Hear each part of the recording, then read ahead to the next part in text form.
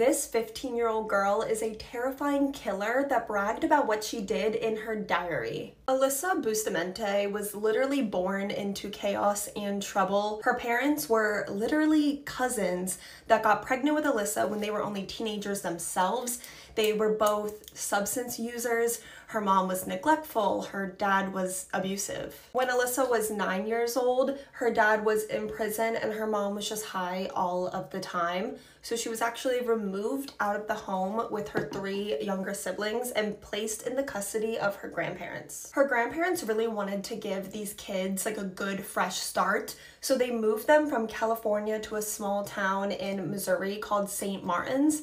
But at that point, it was almost too late for Alyssa. Alyssa was only 9 years old, but she was in serious need of some therapy. She was super hateful and aggressive and angry and violent. And the older Alyssa got, the more she rebelled. She started dressing in like an emo aesthetic. She was posting some like really disturbing things on MySpace, which was like the popular social media at the time. It could have all been a cry for help. I mean, like on one hand, having really strong emotions as a teenage girl, Alyssa is like 14, 15 at this point, that's normal.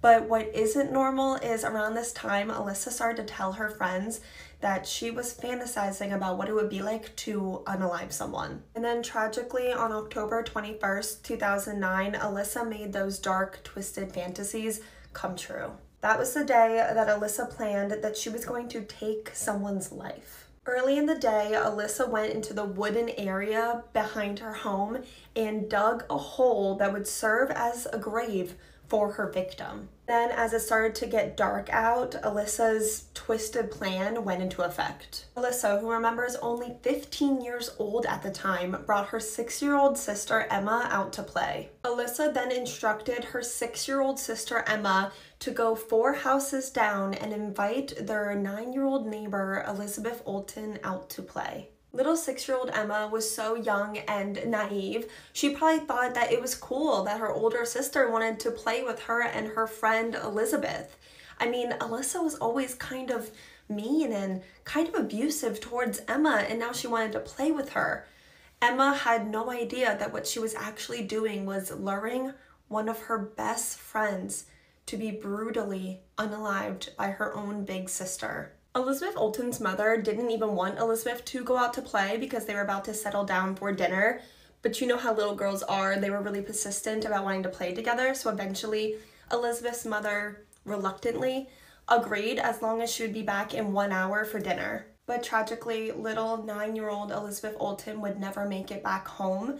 When Elizabeth and Emma came running, back to Alyssa and Emma's home to play with Alyssa, Alyssa immediately ordered Emma to go home, and then she lured little Elizabeth into the woods where she had dug her grave a couple hours earlier. And that is where 15-year-old Alyssa Bustamante brutally unalived 9-year-old Elizabeth Olton. What Alyssa had just done seemed to barely even faze her. She excitedly ran home and wrote about it in her diary. I'm gonna put what Alyssa wrote in her diary on the screen now. She describes what she had just done moments earlier to this little 9-year-old girl that she knew. It was one of her sister's best friends. They played together all the time. Elizabeth only lived 4 houses down. And then after she wrote what she did to her, she wrote, "I don't know how to feel at the moment. It was amazing. As soon as you get over the, oh my God, I can't do this feeling, it's pretty enjoyable. I'm kind of nervous and shaky though right now. Okay, I gotta go to church now. LOL." There aren't even words to describe that. It's horrifying and disgusting. When Elizabeth never made it home at 6 p.m. for dinner, her mom immediately knew that something terrible happened. And within 24 hours, the investigators learned that the last person to be seen with 9-year-old Elizabeth was her 15-year-old neighbor. The investigators searched Alyssa's room while she was at school. They told, her parents that I think that she was just a witness at that point. And that is when they found Alyssa's diary. And it was full of really, really dark and disturbing entries. But the investigators were most interested about the diary entry that was made on the day that Elizabeth went missing. and they saw that it had been completely scribbled over in pen to hide what Alyssa had written that day. They were able to recover what had been written before it was scribbled over, and that was the entry I just read to you. And that is when Alyssa was finally brought into questioning for the disappearance and possible unaliving of Elizabeth Olten. I truly think that Alyssa thought that she was smart and covered her tracks and that she was going to get away with it. She seemed not nervous at all being questioned by these detectives until they mentioned her diary.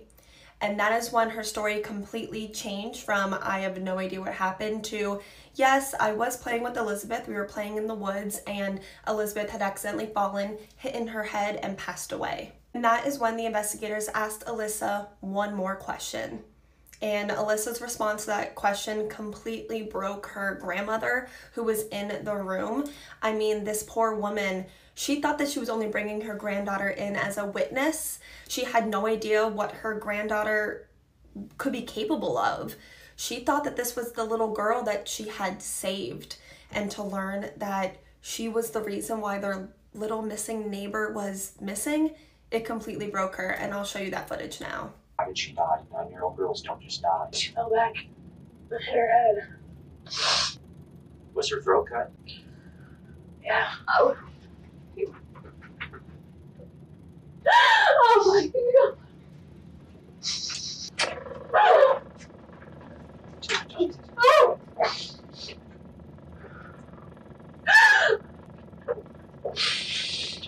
That is when Alyssa made a full confession and she was sentenced to life in prison. But if you think that's where this case ends, you are sadly mistaken, because there's a really recent, disturbing, dark update in this case. But before I get into that disgusting update, I do want to take a moment to talk about Elizabeth and the other people that were affected in this case. I cannot stop thinking about Elizabeth's poor mother and Alyssa's little sister. I couldn't even begin to imagine the regret and the guilt. I mean, Elizabeth's mother didn't even want her to go out to play that day. And then Alyssa's little sister, she was only 6, and she was the one used to lure her friend to be unalived. She would be about 21 years old now, and both of them, both of, everyone affected in this case are definitely in my thoughts. I'm completely heartbroken for both of them, and I hope everyone in this case knows that it's not their fault. The only person at fault here is, of course, Alyssa Bustamante. Elizabeth Olten was only 9 years old when her life was stolen from her in the most terrible and terrifying way. This was a little girl who loved animals and music. She was a huge Taylor Swift and Hannah Montana fan. And, she was really excited at the time, and her only big worry was that she had just scored a lead in the school musical. And then her life was just stolen from her in such a senseless, terrifying way. It's in remembrance for the way that Elizabeth Olten's life was stolen from her that truly horrifies people with the recent update in this case. In 2021, a new bill was passed in Missouri that gives any minor that was sentenced to life in prison a chance of parole after 15 years, which means Alyssa has a chance for parole in July of 2024, which is now.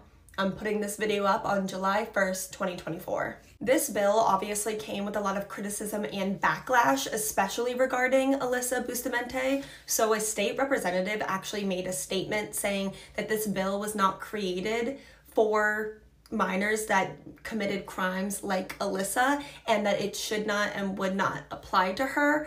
Personally, I don't think that she has a chance of getting out anytime soon, if ever, but I guess we will have to wait and see. If you watched to the end of this video, thank you so much for listening to Elizabeth Olten's story. I feel like so often she's lost in her own case. So if you watch to the end, let me know, and let me know if you're still liking the longer videos we're doing. And I will see you guys tomorrow with 2 new videos.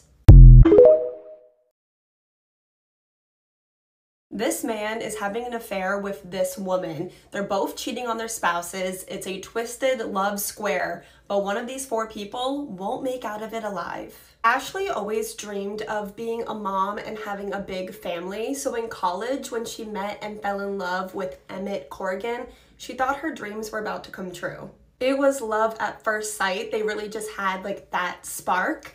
and they were engaged after only 2 months of dating and married after 5. And very shortly after that, they were expecting twins and then their third child shortly later. Ashley and Emmett were overjoyed. Their life was perfect.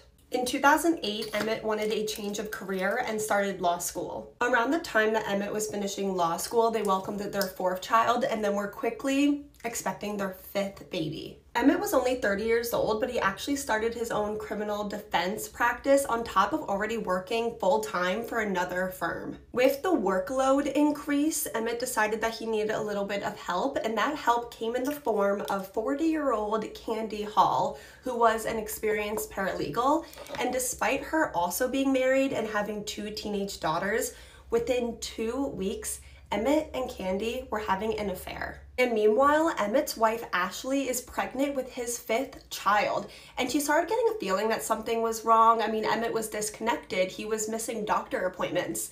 Like, of course he was working hard, but this was definitely different. Ashley suspected that possibly Emmett was having an affair with Candy, but like that didn't make sense to her either. I mean, Ashley was in her 20s and Candy was 40, 10 years older than Emmett. Emmett even told Ashley, like, don't be worried about her. She's a motherly figure to me. Like, he literally called the woman that he was sleeping with a mother to him, which is just yuck. And then when Ashley actually gave birth to her and Emmett's 5th child, Candy went to the hospital and like showered her and the new baby in gifts. So she was kind of like, okay, she's definitely not sleeping with my husband, so why is my husband acting so disconnected and distant from me? And at the exact same time, actually, Candy's husband, Rob Hall, was experiencing a very similar thing, but he actually had concrete proof that Candy was cheating on him with her boss because he went through her emails and he was pissed. On the morning of March 11th of 2011, Ashley woke up determined to get to the bottom of things and figure out like what was going on in her marriage and try to repair it. She thought, you know, maybe my overworked husband just needs a little bit of a reminder of this beautiful life that we've created together. So that day while Emmett was at work, Ashley cleaned the entire house. She made this big, beautiful dinner that was Emmett's favorite meal. The table was set. The kids were dressed to the nines. All 5 kids looked beautiful. Ashley was looking like a 10. She thought maybe they could have this beautiful night as a family together, remind, you know, him what he has, and then after they have this great night together, maybe they could talk and start to repair their marriage. That night, Emmett came home late like he did so many nights before. The dinner was cold, the kids were already in bed, and then he told Ashley that he had already eaten at the office and didn't even have a single bite of this beautiful meal that she prepared. And like so many nights before in the Corrigan household, a fight broke out between Ashley and Emmett, and then Emmett decided he had enough, and he told his wife that he was going to be leaving again and be going to Walgreens to pick up an errand. Ashley was begging her husband, please don't leave, like let's talk about this, but he just left. And at the same time across town, Candy Hall was telling her husband Rob that she also had to make an errand at Walgreens around 9 p.m. Both Emmett and Candy arrived at Walgreens parking lot, and then Candy got in Emmett's truck. They drove around for a while and then they parked in a nearby neighborhood and slept together in the truck. Coincidentally, one of Candy's teenage daughters was also making a trip to Walgreens. It was purely coincidence. She sees her mom's empty car in the parking lot and she doesn't see her mom in the store. So she calls up her mom, and of course Candy was busy, so she didn't answer. So her daughter called her father, Rob, and Rob immediately knew that she was with Emmett. Rob calls his wife Candy, and I guess at this point Candy was finished because she answered that phone call. And he asked her if she was with Emmett, and she said she was, but she was going to be going back to the Walgreens to get her car and she'd be home shortly. But then Emmett took Candy's phone and started speaking to Rob, and I guess was belittling him about what he was packing downstairs, or I guess not packing downstairs, and also about how much money he made. And then Rob told Emmett, why don't you go be with your wife and 5 kids? And they were just yelling at each other on the phone. And then I guess at some point during the phone call, Rob decides to just go to Walgreens and confront his wife in person and the man that she was sleeping with. Almost immediately as Rob, Emmett, and Candy all got to Walgreens, all three of them are out of their car and the two men are yelling at each other. So Candy claims she had enough of it and she turned and started walking towards her car. And she claims that when her back was turned, she heard 3 gunshots go off. And then a 911 call was made. When the police arrived at the scene, both men were on the ground and injured, but one of them was already deceased. 30-year-old Emmett Corrigan, father of 5, successful lawyer, had been shot twice and was tragically already gone. Rob had a surface level wound, but he survived. And then he went on to say that Emmett charged him first and also shot him first, and that what he did was in self-defense. But Rob was the only one with GSR on his hands. It was also his weapon that he clearly brought to the parking lot to confront Emmett with, so he was arrested. Around 1 a.m., several officers went to break the news to Ashley that her husband, the father of her children, was gone.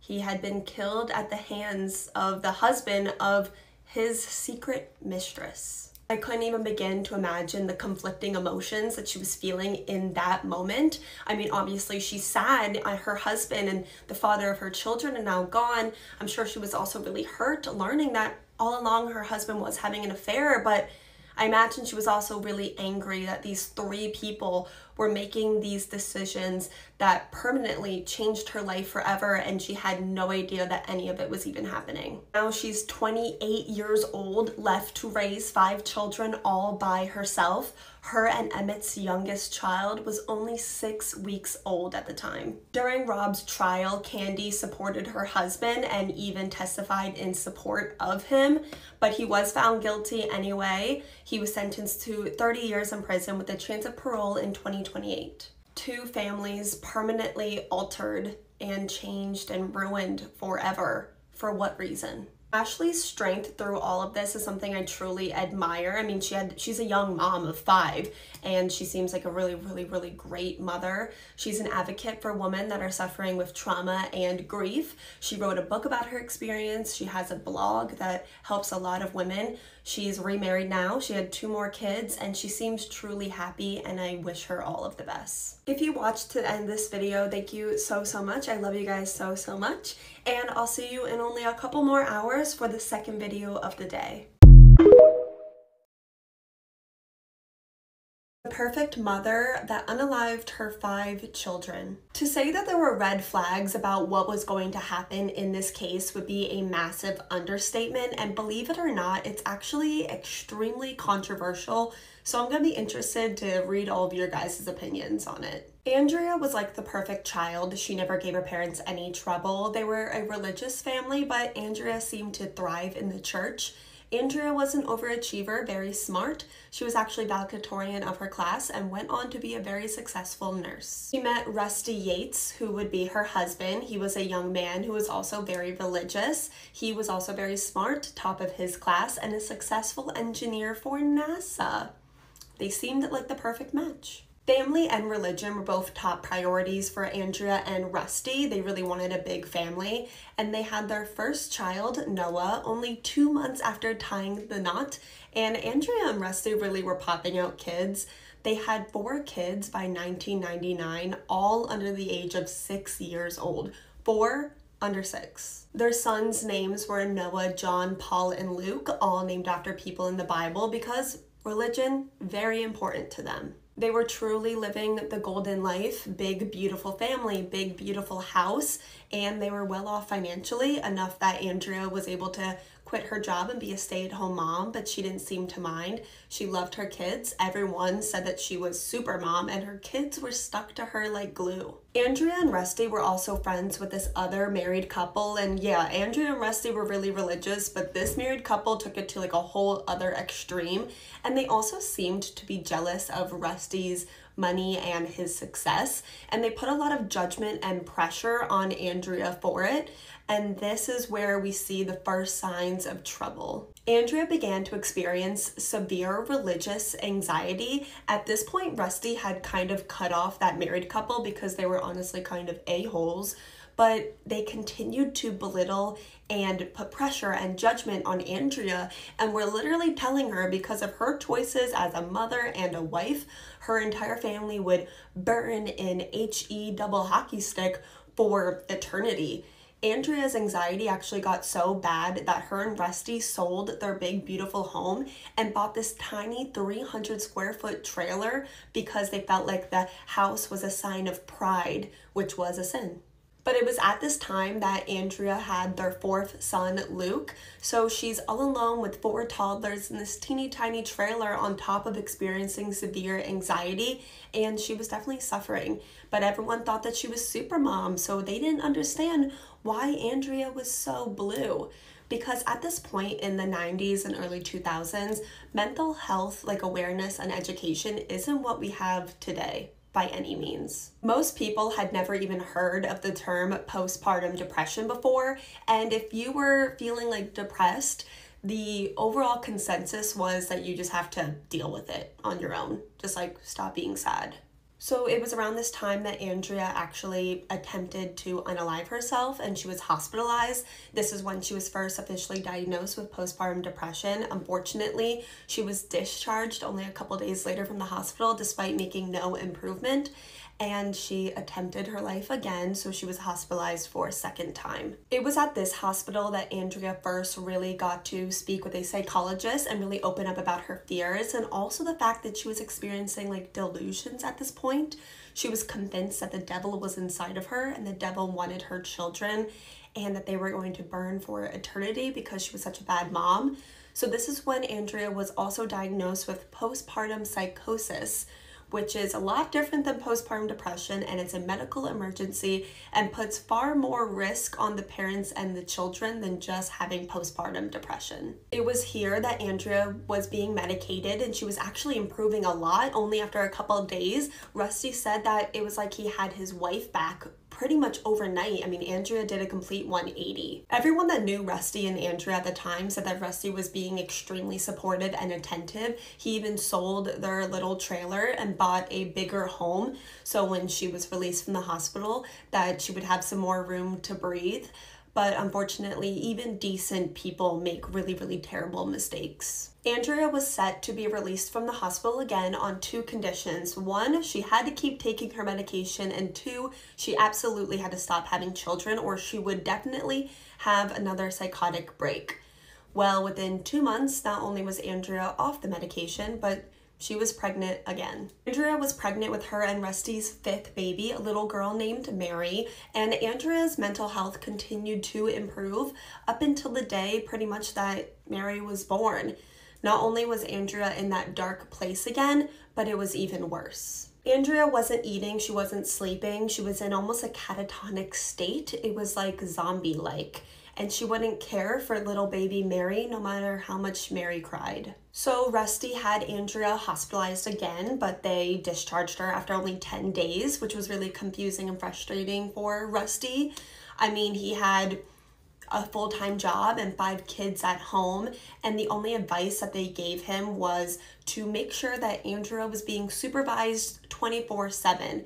So if she needs to be supervised 24/7, why not just keep her in the hospital? Like, why discharge her? It doesn't make sense at all. That's what Rusty did. He was with his wife, Andrea, constantly, and when he had to go to work, his mother would come over and be with Andrea and watch the kids, but Andrea continued to deteriorate.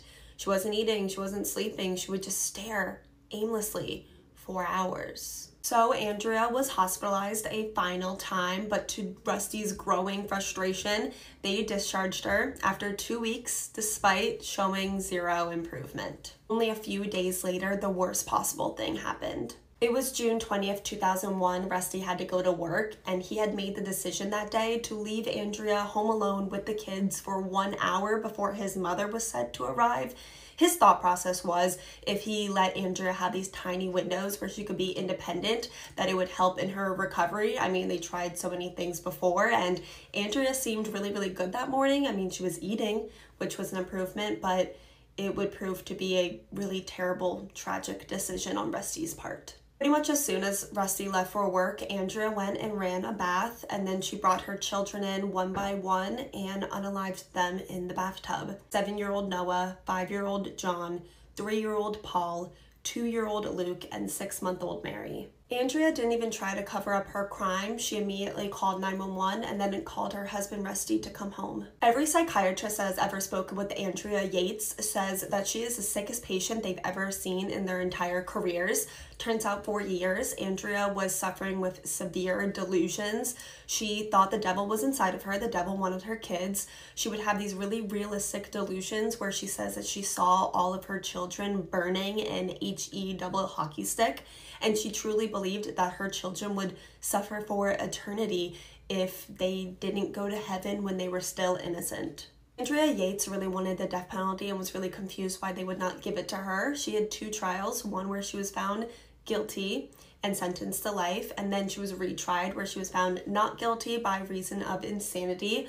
She's currently in a mental hospital. She has been given the opportunity multiple times to be possibly released, but she is denied all of them. She does not want to be released. Rusty supported Andrea the entire time. He still visits her to this day, even though he has remarried and has another child. I'm really interested to get your guys' opinion on this case. Do you think Andrea Yates is a villain or a victim or a little bit of both? And how much fault should lie on Rusty? This is truly the most conflicted I've ever felt while covering a true crime case. I mean, on one hand, what Andrea Yates went through was truly terrible, but what she ended up doing was even worse. I mean, we have 5 young babies who lost their lives in one of the most terrible and terrifying ways at the hands of their own mother. I couldn't even begin to imagine how terrified they were. It is important to note, though, that for years, Andrea Yates was asking for help, and I mean, her actions alone were a scream for help, so I do believe that her and her children were failed. It does show that mental health is so important, and I truly hope everyone that watches this does focus on your own mental health, and also if someone you know is suffering with theirs, to get them help and be there for them, because I mean, this case did not need to happen. If you watched the end of this video, thank you so much, because I know it was not easy to get through. I'm in the same boat. Those 5 little babies will be in my thoughts for a very long time. I'm going to be reading all of your guys' opinions and thoughts in the comments. I'm definitely really interested to get your guys' take on this terrible, tragic, senseless case. And please be respectful of each other's opinions, because I truly do not think there's a wrong opinion in this super conflicting and controversial case. And I will see you guys tomorrow. Love you. Ew, and now I'm just like thinking about it again. It is so nasty. This 13-year-old boy vanished after finding his father's disturbing secret. Dylan Redwine is the youngest son of Elaine and Mark. They were married for 18 years before calling it a quits, and it was a messy divorce. Dylan's parents were now hundreds of miles away from each other, which Dylan did not mind. He moved with his mom, and he liked the separation from his dad because honestly, his dad is pretty shitty. If you know, you know. But Mark still had visitation rights, so over Thanksgiving break, Dylan would be getting on a flight and be spending it with his father. Dylan was adamant. He was begging his mom, please don't make me go, especially since his older brother Cody would not be joining him, so it would just be him and his father that he didn't really like anymore alone. But it was a court order. There really wasn't anything that they could do. So Dylan got on that flight and went to visit his father, and within hours, 13-year-old Dylan Redwine would be missing. The day that Dylan got to his father's house, he immediately asked to go sleep over at another friend's house, and when his father said no, he made plans to go hang out with his friend at 6:30 in the morning the following day. So it's clear that this poor child was desperate to just get away from his father. But unfortunately, Dylan would never make it to those plans with his friend. In the morning, his father, Mark, claims that he woke up around 7 a.m. His son, Dylan, was still sleeping on the couch, so he left to go run some errands, and when he got back around 11 a.m., his son was gone. One of his fishing poles was missing, along with Dylan's phone and book bag. Nickelodeon was still playing on the TV, and the front door was wide open. A little while later, Mark called his ex-wife to say that he had lost their son. Dylan was reported missing as a possible runaway. But Dylan's mom knew that Dylan did not just run away, and she actually suspected her ex-husband Mark from day one, and there were a lot of red flags. For one thing, Dylan did not like to fish. He did not know how to fish, so it did not make sense to his mother that he would bring a fishing pole if he did not even know how to like run a fishing line through it. Also, Dylan did not watch Nickelodeon anymore, so why would it be on the TV? Dylan was 13. He hadn't watched Nickelodeon for years at this point. It was apparent that his father did not even know enough about his son to come up with convincing lies. Also, like most teenagers, Dylan was attached to his phone, and there was no phone activity from Dylan since the night before he went missing. Months after Dylan vanished, the entire family went on an episode of Dr. Phil. You can still find it on YouTube if you want. It was pretty interesting to watch, and the fingers were definitely being pointed at Mark. So Dr. Phil offered him a lie detector right there on the episode to try and clear his name, and Mark refused to take it. The man that was there to give him the, polygraph test said it was the first time he ever had a parent with a missing child refuse to take a polygraph test, which I think says a lot. There were no leads, and the case was going cold until remains were found in a wooden area near Dylan's father's home. 13-year-old Dylan Redwine had been killed.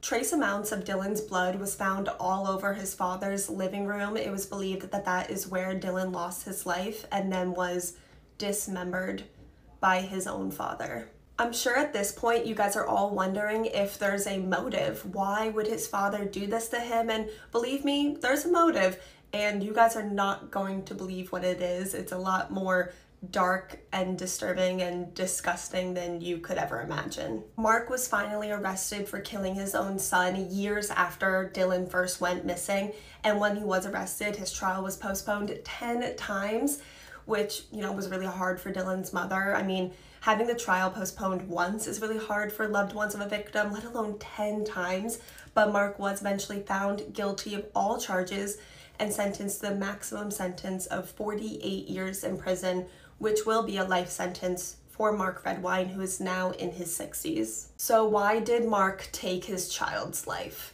I don't think you guys are ready for this, honestly. Well, turns out, shortly before Dylan first went missing, his older brother Cody confronted their father about some really disturbing images that Dylan had found on their father's computer. These photos showed Mark wearing makeup in women's lingerie, wearing a diaper, and eating out of the diaper.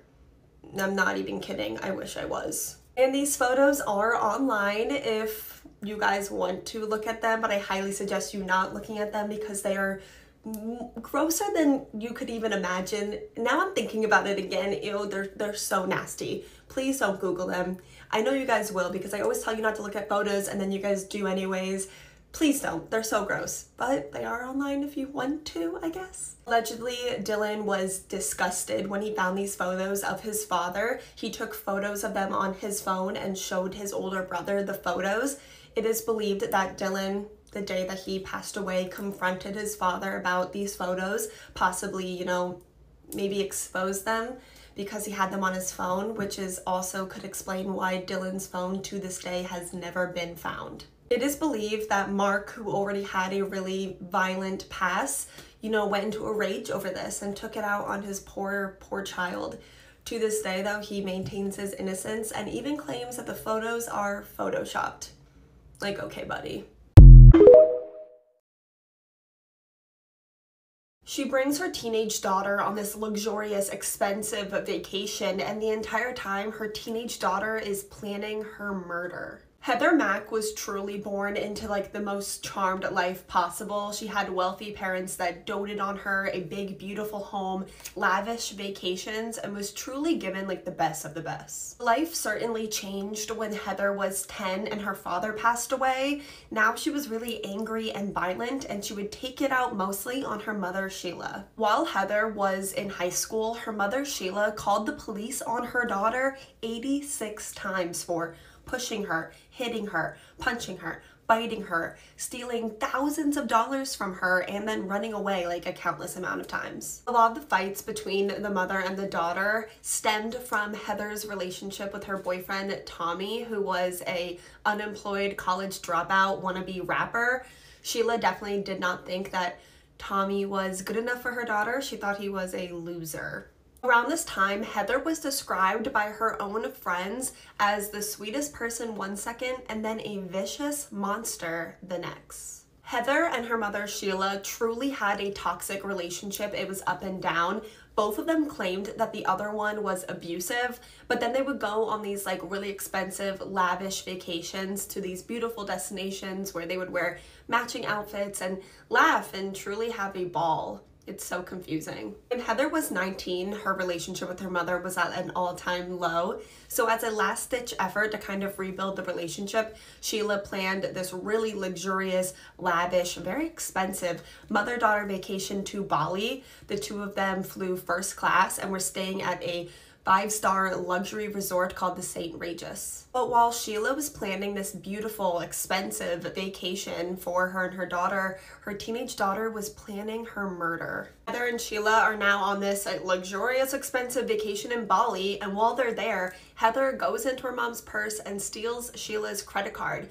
And with that, she bought her boyfriend Tommy a $12,000 first-class plane ticket to Bali and then a really expensive hotel suite in the resort that they were staying at. And when Tommy, who Sheila already really did not like and did not want near her daughter at all, shows up at the resort on their one-on-one mother-daughter vacation, it obviously angered Sheila a lot, but she could never imagine why Tommy was really there, which was to end her life. Heather and Tommy planned all of this out through text messages. They said that they were Bonnie and Clyde criminal masterminds and were really excited to be rich once Sheila was gone and Heather inherited all of her money. One night on the vacation, Tommy snuck into their hotel room with a decorative fruit bowl that he used to bludgeon Sheila to death, while Sheila's teenage daughter Heather covered her mouth with her hand, which I'm sure was so terrifying.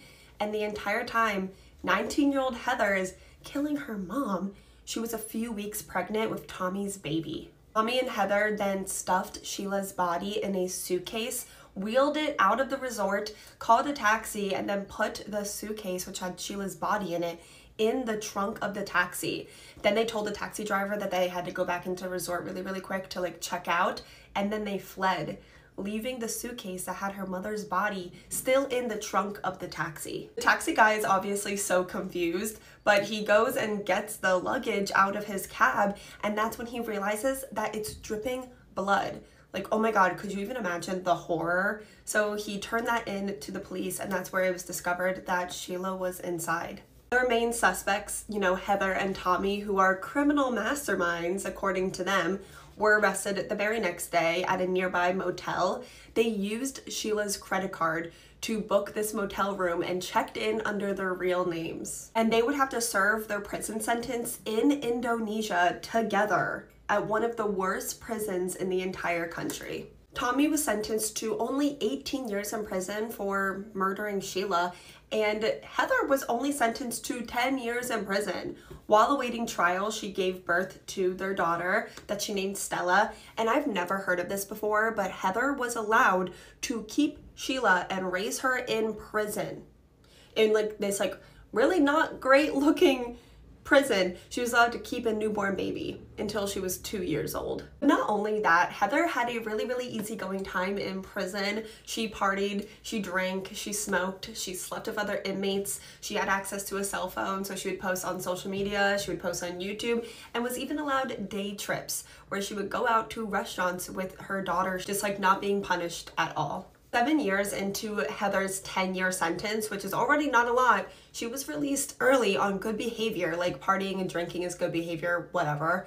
Heather really wanted to stay in Indonesia because honestly, she was having a good time there. She wanted to stay there and raise her daughter Stella, but her and her daughter Stella were immediately deported back to the United States, where Heather was arrested again in the United States on conspiracy and obstruction charges and is currently serving a 28-year sentence. Her daughter Stella, who I feel so terrible for, she was bounced around so many times, raised for the first couple years in a prison, you know, bounced by countries, and different people had her in their custody. She's currently, you know, in the custody of a family friend, but a lot of people that want custody of Stella are using it for not great reasons. They want to write a book or a movie on this case. So I feel so terrible for her, and I truly hope that whoever has custody of Stella now is doing it with the right reasons and she's being well taken care of. Heather Mack has gotten so much leniency, I think, because of her wealth, her age, her gender, and her beauty. She is a beautiful girl, but, and I do not sugarcoat this at all, she scares me. She terrifies me. I think she's a danger to society, and it's terrifying that one day she will be released. I truly think that she is a sociopath who has never shown remorse for her mother, who, you know, I don't think her mother Sheila was a perfect person, but she did not deserve that at all. It must have been really scary. And the fact that she's never been punished, never showed any remorse, and she will be released one day and probably get custody of even her child once she's released, terrifies me. But let me know what you think in the comments, because I know you guys are gonna have some crazy opinions about Heather Mack. This evil father married his teenage daughter and then he killed her. Stephen Plattle is literally a weirdo from day one in our story today. When he was in his 20s, he met 15-year-old Alyssa online. He lured her to meet her in person, which is illegal because she's 15 and he's in his 20s. And then he started a relationship with her, getting her pregnant. Alyssa was only 17 when she gave birth to her and Stephen's daughter, Katie, but Alyssa says that Stephen was really abusive towards their newborn daughter, and also she was struggling being a teen mom, so she made the really difficult decision to put Katie up for adoption. Katie lived an extremely normal and happy life with her adoptive parents, but when she graduated high school, she wanted to meet her biological parents, which is completely normal. But when Katie met her biological parents, Stephen and Alyssa, it led her life in a very disturbing and dark place. When Katie met her biological parents, Stephen and Alyssa, at first everything was great. Stephen and Alyssa were still together. They had an 11-year-old daughter and a 6-year-old daughter, so Katie had siblings. They were all getting together really great. So well, in fact, that Katie moved out with her adoptive parents and moved in with her biological parents. But within a few months, Katie would be pregnant. Eventually, Katie's biological mom, Alyssa, moved out of the home because honestly, her marriage was pretty rocky. It obviously had been for a while. And she was kind of suspicious about her husband's relationship with their daughter that had just come back into their lives. Alyssa was so suspicious, in fact, that she read her 11-year-old's diary, and what she found was shocking and disgusting. Alyssa's 11-year-old daughter's diary said that Katie was pregnant and that her dad got Katie pregnant. Stephen is 42 years old, and this is less than 1 year since she's reached out to meet her biological parents. The diary also said that Stephen wanted his other 2 younger daughters to call Katie their big sister, their stepmom. Like, how confusing is that for children, a 6-year-old and an 11-year-old? They just met a big sister that they probably didn't even know they had, so it's already one huge change, and now this. This child literally wrote in her diary that she didn't understand how she could be Katie's daughter and her little sister at the same time. Just so sick and so sad. And imagine Alyssa reading this. Obviously, one, I'd be so mad that my 11-year-old daughter is getting involved in this disgusting mess, but your husband and your daughter, I would be physically ill. Like, I'm feeling sick right now saying it. Alyssa tried to report her husband, Stephen, to the police, but they didn't do anything about it for 8 months because of course they did. And in the meantime, Stephen married Katie, his daughter. She's 18. He's 42. This entire thing is happening less than 1 year since she reached out to meet her biological parents. It's foul, and not only did Stephen's family members attend his wedding to his teenage daughter, but Katie's adoptive parents attended the wedding as well, fully knowing who Stephen is to Katie. I cannot comprehend it at all. Shortly later, Katie gave birth to a baby boy named Bennett. that would technically be her son and her brother and be Stephen's son and grandson. In 2018, Katie and Stephen were both arrested because this kind of a relationship is illegal. While awaiting trial, Katie kind of came to her senses and realized that she was being completely manipulated by this adult that she obviously wanted like validation from. I mean, the entire thing is really, really sick. So she called up her dad and tried to break up with him. But Stephen is this sick, evil coward. Words cannot describe how vile this man is, and he couldn't allow Katie moving on, I guess. So he took the lives of baby Bennett, Katie, and Katie's adopted father, Anthony. And then he unalived himself. He's such a coward. This is a senseless tragedy. And for what?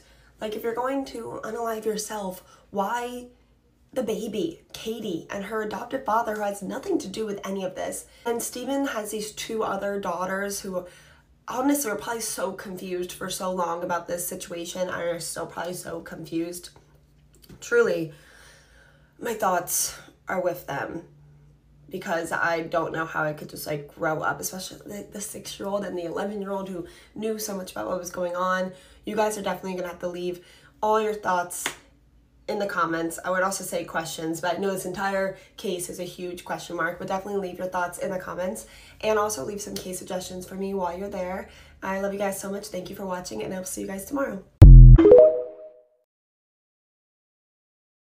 This is just absolutely insane. The Twilight killers, the 14-year-old Bonnie and Clyde, they killed her entire family and then sat down and watched all the Twilight movies afterwards. To say that 14-year-old Kim Edwards and her mother Elizabeth had a strained relationship would be a massive understatement. When Kim was only 6 years old, her and her mother Elizabeth got in a fight regarding the TV, which actually led to Elizabeth punching her daughter in the face. Elizabeth did end up turning herself into social services, and both of her daughters were in foster care for a few months before she regained custody of them. But Kim never fully forgave her mother, and this caused a long history of issues between them. Kim always felt like her mother loved her little sister Katie more than she loved her, and she not only resented her for it, she hated her mother for it. Kim was a deeply troubled girl, and things only got worse when she started dating an equally troubled, if not more troubled, 14-year-old boy named Lucas. Kim first met her boyfriend Lucas when she was walking into a classroom and he was throwing a chair across the room. What would be a huge red flag for most girls was, I guess, attractive to Kim. Lucas was an extremely aggressive 14-year-old boy. He was often isolated from the other kids at school because he would attack them. He was not popular by any means. In fact, he was like the most hated person at school. Kim and Lucas formed an intense and toxic bond, one that Kim's mother Elizabeth definitely did not approve of, and she described the couple as a ticking time bomb waiting to go off. And unfortunately, she was right, but she tried to forbid her daughter from seeing Lucas, which of course did not go well. That thing rarely goes well for normal teenage girls, so especially not Kim Edwards. She would still see Lucas in secret, and the two began to plan to unalive Kim's mother Elizabeth and her little sister Katie, who was only 13 years old at the time. And then the plan was for the two of them to unalive themselves afterwards, which I don't really understand. Like, if the whole plan is for them to be together. They did end up getting rid of that part of the plan because Kim said that she was afraid of the pain. But Kim did not care about the pain that her mother and her sister would have to endure on April 13th, 2016, when she snuck her boyfriend Lucas in the middle of the night and then sat on the floor outside of their bedrooms as he brutally unalived her mother Elizabeth and her little sister Katie. She was listening the entire time, and this attack was not quick, and she was giving Lucas like words of encouragement during it. Afterwards, Kim and Lucas took a bath together, and then they slept together in the living room while her mother and her sister's bodies are upstairs. And then after that, they had some ice cream, they cuddled and watched 4 Twilight movies. It had been a day and a half since anyone had seen Elizabeth, Katie, Kim, or Lucas, so they were actually all reported missing. Police had to force themselves into the home, and when they got in, they were shocked to just see Kim and Lucas on the couch cuddling. People have been knocking on the front door of that home for 2 days. I'm not really sure what Kim and Lucas's plan was. They didn't seem to have a plan after her mother and her sister were gone. It just shows the immaturity. When the police asked where Kim's mother was, Kim told them that she was upstairs, and when they asked what had happened, Lucas coldly said, "Why don't you go upstairs and see?" Ugh. The two were immediately arrested and to this day have never shown any remorse for what they have done. Kim said that she was happy and relieved that her mother was gone and was said to be extremely cheerful while she was being questioned. Lucas did plead guilty, but Kim did not, and during her trial, she would smirk at her family. It really just shows how evil and terrifying this 14-year-old girl really is. It is believed that Kim was the ringleader, the driving force in this crime being committed, which is why ultimately they both ended up getting the exact same sentence, even though Kim wasn't the one to actually end Elizabeth and Katie's life. They both were sentenced to life in prison with a minimum of 20 years. And this is really going to upset a lot of you guys, but they both were able to successfully appeal their sentences, and their sentences were reduced to 17 years in prison. So both of them will be getting out when they're in their 30s. We've talked a lot about minors that commit these terrible violent crimes and if they should get the life penalty, if they should even be tried as adults, if we think that they have a chance of being rehabilitated. For me personally, this is just my opinion, the fact that neither of them have ever shown any remorse, I think is very terrifying, and I believe that they are very dangerous. And I think that it is very scary that one day both of them will be released when they're only in their 30s, which is not that old at all. They're able to do a lot of terrifying things when you're 30. If you watched the end of this video, thank you so much. And to say thank you, I'm actually gonna do something I've never done before. So in the past 2 weeks, I've gotten so many requests to cover 2 cases in particular. So I'm definitely gonna cover both of them, but I'm gonna let you guys choose which case I cover tomorrow. So I've gotten so many requests the past 2 weeks to cover Wade Wilson and Gypsy Rose. I'll definitely end up covering both of them, but definitely comment which one you would love to see tomorrow get covered on this account.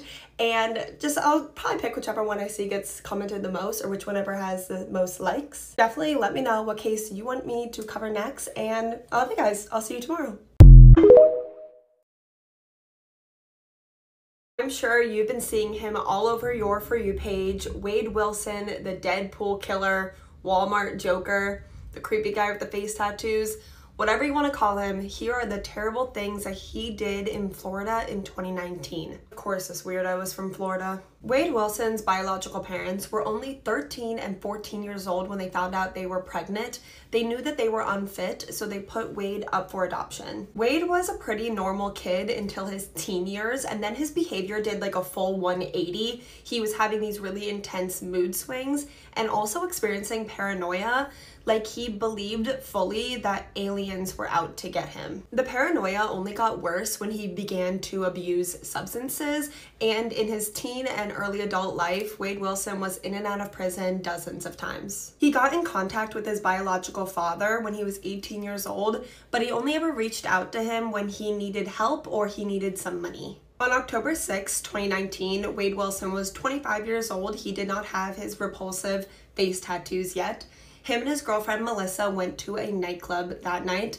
I've never been to a nightclub in Florida. I can only imagine what it's like. At the club, Wade met this guy named Jason, and Wade wanted his girlfriend Melissa to go back to this like random guy, Jason's house with him, but she was not comfortable with this. She did not want to go to this like random guy's house.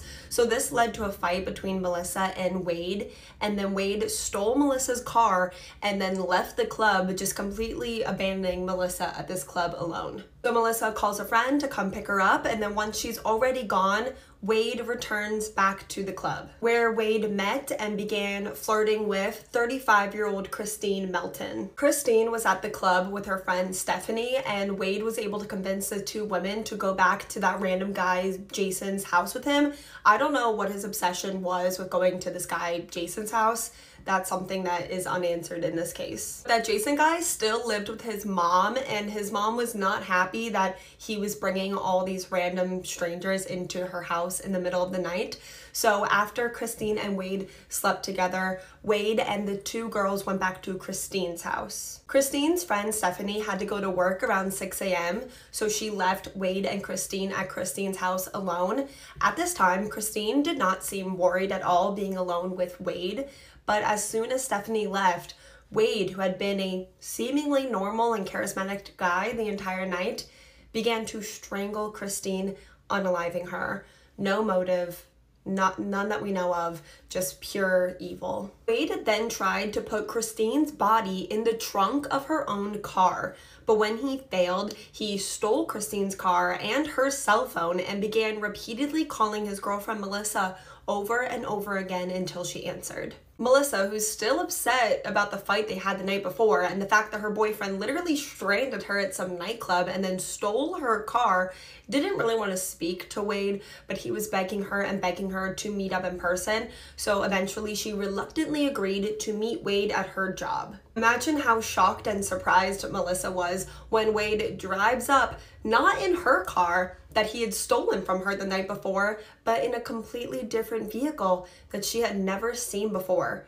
She knew that something was wrong right then and there. Wade was trying to force Melissa into Christine's car, but she refused, so Wade got out and began to physically attack her, and it's only like 8 a.m. Somehow, and I have no idea why, because Wade is huge, like 6'6", Melissa was able to escape, and then Wade fled the scene. So while Wade is just driving around aimlessly, still in Christine's car, he came across 43-year-old Diane Ruiz. Somehow, either by, force or Diane's own free will, he was able to get Diane into Christine's car, but when Diane attempted to leave, he attacked her. He began to strangle her and attempted to unalive her. Wade actually did believe that Diane was already gone, so he drove to an area that he could dump her body, and that's when he realized that Diane was still alive. So Wade ran over Diane's body with Christine's car 10 to 20 times. So after randomly killing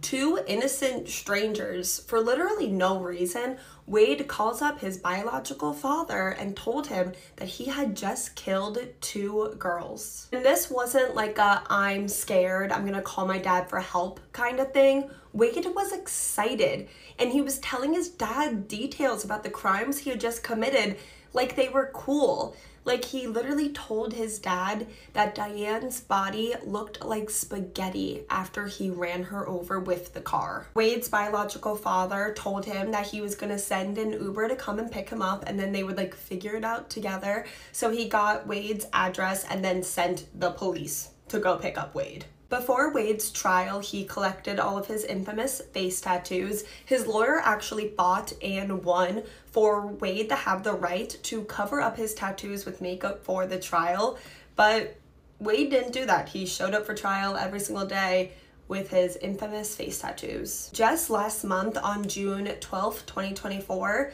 Wade Wilson was found guilty of all charges, and the jury voted in favor of the death penalty. But ultimately, it will be a judge that decides Wade Wilson's fate, and he will be sentenced later this month on July 23rd, so 2 weeks from today. So if you want to keep up with updates, I'll be keeping you guys updated on my story, so make sure you follow so you won't miss any of those updates. This case is so bizarre, and I almost feel like there has to be more to the story, or is Wade Wilson just purely evil? Like, what makes a person just snap and one day just kill two innocent strangers? Like, he didn't even know them. Almost makes me feel like there has to be more to the story, or this wasn't Wade Wilson's first time. Is there more victims out there that we don't know? I mean, what do you guys think? And also, do you think that Wade Wilson would have just continued to go on this deadly rampage until he got caught? Definitely leave all your thoughts, theories, and questions in the comments for me. Also, let me know what case you'd want to see me cover next. I actually know what case that we're covering tomorrow because it got kind of a surprising update today. I'm sure you guys know about it already. Well, Gypsy Rose is pregnant. Unless you've been living under a rock, you've seen her all over your social media. You've seen all of her viral moments, but how much do you actually know about the crime that launched Gypsy into internet stardom? To the outside world, Gypsy and her mother, Dee Dee, were best friends. Gypsy had a long list of really serious medical issues practically since birth, that included, but were not limited to, leukemia, muscular dystrophy, seizures, sleep apnea, asthma. Gypsy had hearing problems, vision problems, really like everything problems. She had multiple surgeries, relied on a wheelchair. Gypsy was tube fed, had teeth removed. She had an oxygen tank with her everywhere she went, or she really couldn't breathe, and was mentally a lot younger than she actually was. And Dee Dee was a struggling single mother that devoted her entire life to the 24/7 care of her poor sick child. To many, Dee Dee was a hero, but it was all a lie. Dee Dee had a mental illness called Munchausen by proxy, which is pretty much when a caregiver will make their child sick, often for attention, sympathy, and money. Dee Dee was lying to everyone and even lying to Gypsy. Everything in Gypsy's life was a lie, even Gypsy's age. Gypsy believed that she was 4 years younger than she actually was. The only thing that Gypsy knew was that she could walk without a wheelchair, but Dee Dee kept Gypsy so heavily medicated that it made her docile and confused.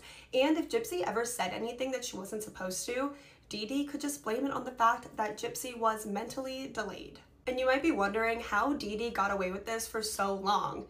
Well, unfortunately, many doctors would just take Dee Dee's word for it. I mean, who would lie about their kid being this sick?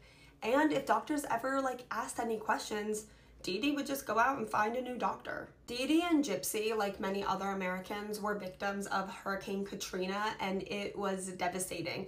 They lost their home and most of their belongings, but honestly, this was the best thing that could have happened for Dee Dee. Now there were all these news cameras that Dee Dee could shove her poor sick daughter in front of.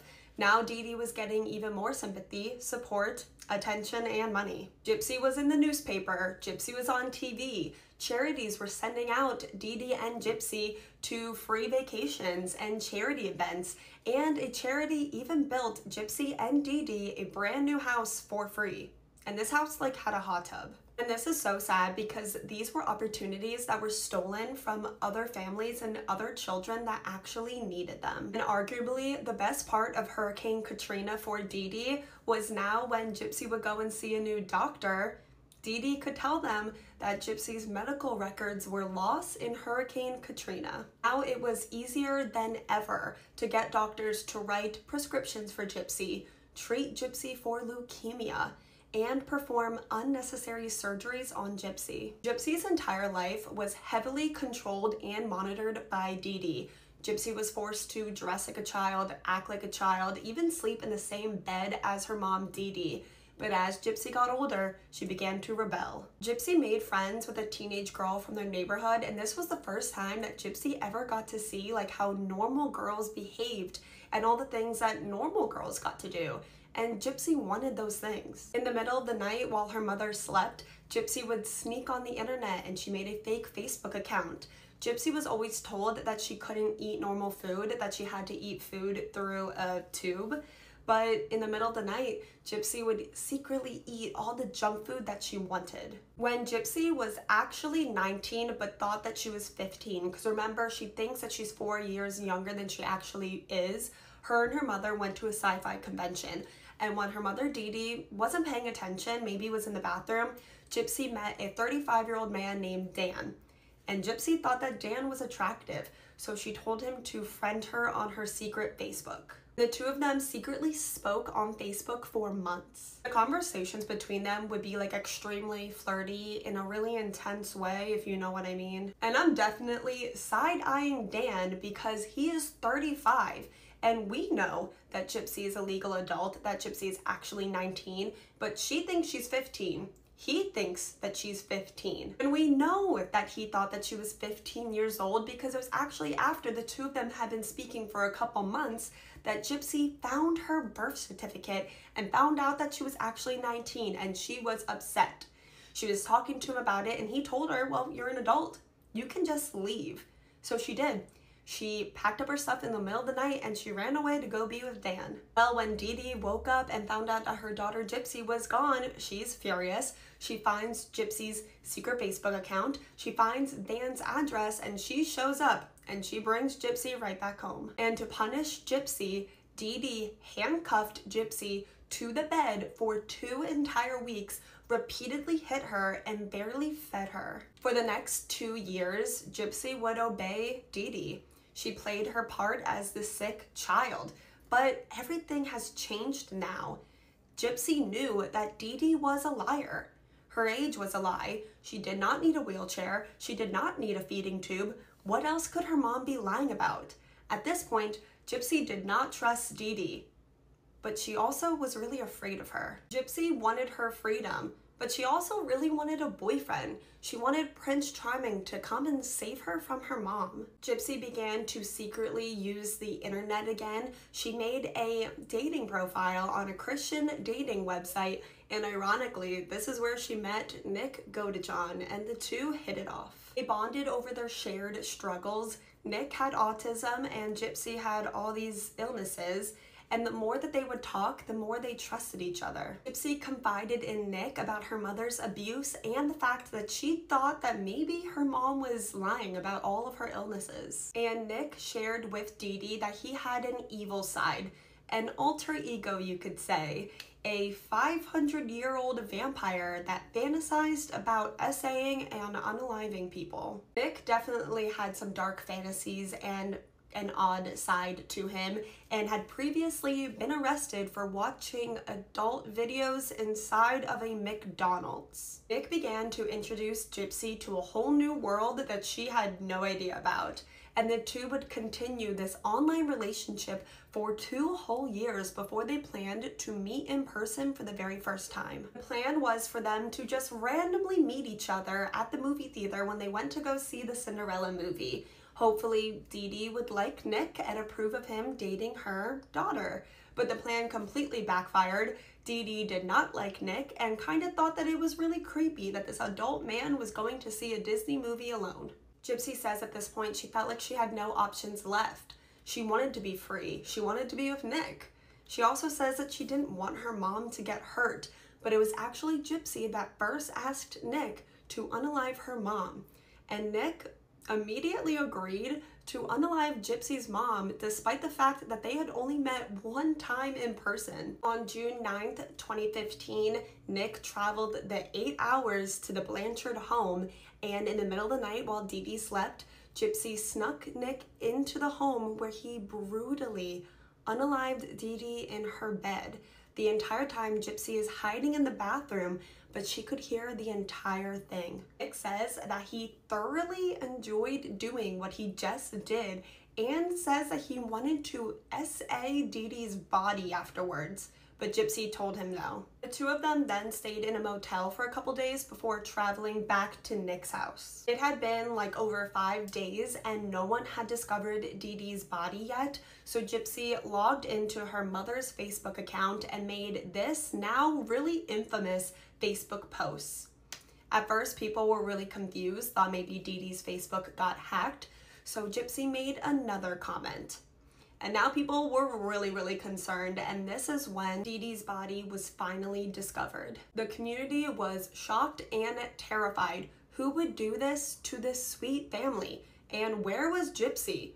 People were thinking that she was probably kidnapped. Gypsy's neighborhood friend told the police about Gypsy's secret online boyfriend, Nick Godejohn. They found his address and swarmed Nick's house because they believed at this point he was a cold-blooded killer that had kidnapped Gypsy. Imagine the shock when Gypsy, the girl that needed a wheelchair, walked out of Nick's house all by herself. There was shockwaves throughout their community, like could you even imagine? Allegedly, Dee Dee's family felt no sympathy for her, that she was brutally unalived, and they say they hate her, and actually flushed her ashes down the toilet. Gypsy and Nick were both immediately arrested. Gypsy tried to play dumb at first, but it did not last long because Nick immediately made a full confession and he was talking about it like he really enjoyed it and like he was bragging. This case is obviously bizarre and unlike anything the court system had ever seen before. So because of that, they offered Gypsy a plea deal and she was only sentenced to 10 years in prison, and Nick was sentenced to life without the possibility of parole. There's a lot of mixed opinions about the fact that Gypsy only got 10 years and then Nick got life without the possibility of parole, but you're definitely gonna have to let me know what you think about that. In prison, Gypsy said that she enjoyed her time and it was a lot better than being with her mom, Dee Dee. She had a lot of support from the outside world and from her dad's side of the family. She finally started building a relationship with her dad's side of the family that her mom, Dee Dee, had hid her from. Gypsy got an education. She also had multiple relationships and even got married while inside of prison to a man named Ryan Anderson. Gypsy was released early from prison in December of 2023 and immediately had millions of eyes on her. Everyone wanted a bit of Gypsy. She was gaining millions of followers all over social media. Personally, I think it's kind of sad that Gypsy has never experienced a single day of a normal life, but her entire life has been controlled one way or another, so whatever she wants to do, who am I to judge? About 3 months ago, Gypsy filed for divorce from her husband Ryan and then rekindled an old flame named Ken, and just yesterday, to the shock of many, announced that she was 11 weeks pregnant with Ken's baby. This case is absolutely filled with so much controversy. At this point, Gypsy is kind of a polarizing figure to a lot. Some people love her, some people hate her. Some people give her this full support, while other people think that she's extremely manipulative. Some people think that she should have never spent a single day in prison, while others think that she got away with unaliving her mother. I'm definitely interested to see where all of your guys' opinions lie, and I'm definitely going to be continuing to discuss this bizarre and baffling, unprecedented case with you in the comments. So please let me know all your opinions, all your questions, all your comments, concerns, and case suggestions in the comments. If you watched to the end of this video, I love you guys so much, and I will see you guys tomorrow. This terrifying woman killed her boyfriend and then tried to feed him to his own children. I promise you that your jaw is going to be on the floor the entire time during this case. Catherine Knight came from a very small farming town in Australia where the primary job source was a slaughterhouse. That is going to be very important later on. Her home life was really toxic and violent. Catherine actually claims that her father would essay her mother in front of her up to 10 times per day. Catherine was a very complex and aggressive child. Literally, her own friends were terrified of her. Catherine dropped out of school when she was 15 with dreams of working at the slaughterhouse, where they would unalive 600 animals per day. And Catherine really enjoyed this in like a super creepy way. Even her co-workers were like side-eyeing this chick. Catherine would go out of her way to hit animals that would run in front of her car. This woman is seriously messed up and capable of unimaginable violence. Around this time, Catherine met her first husband, David Colette. This would be her first of extremely violent relationships. Catherine was so violent and manipulative and abusive.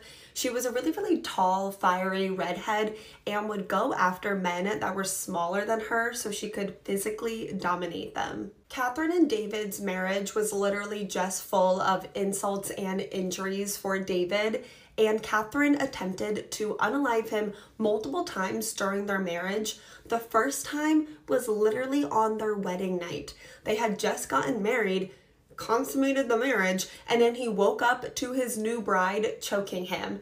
And then another time was 6 weeks after their first daughter, Melissa, was born, when she came after him with like a broken piece of a glass bottle. David did finally try to leave Catherine. She took their 2-month-old baby daughter, Melissa, to the train tracks and just left her on the tracks as a train was approaching. Luckily, there was a man nearby that like swiftly went and got Melissa off the train tracks with literally seconds to spare before the train would have gone over her. And for doing this, Catherine only spent 1 day in a hospital and then was released with Melissa back in her custody immediately. And David took her back. They were on and off for another 8 years and even had another baby. Catherine would be extremely abusive to the kids and David. She literally fractured his skull once, and David stayed with her, never pressed charges against her. It was actually Catherine that officially ended things with David, and then Catherine would jump from relationship to relationship, each one being more violent and dark and twisted as the last one. One of these relationships, Catherine unalived her boyfriend's 8-week-old puppy. Catherine would do all this stuff to these men and they would just stay and they would never press charges against her. And it was usually Catherine that would end the relationships at the end of them, except for one man who literally was so afraid of Catherine that he ran away. Literally disappeared to get away from her. When Catherine was 38 years old, she began dating this gentleman named John Pricey. John is described as extremely hardworking. He had plenty of friends. He was really funny and sweet and very, very devoted to the children that he had with his ex-wife. Of course, this relationship with John was just as violent and abusive as all the other ones that Catherine had had in the past.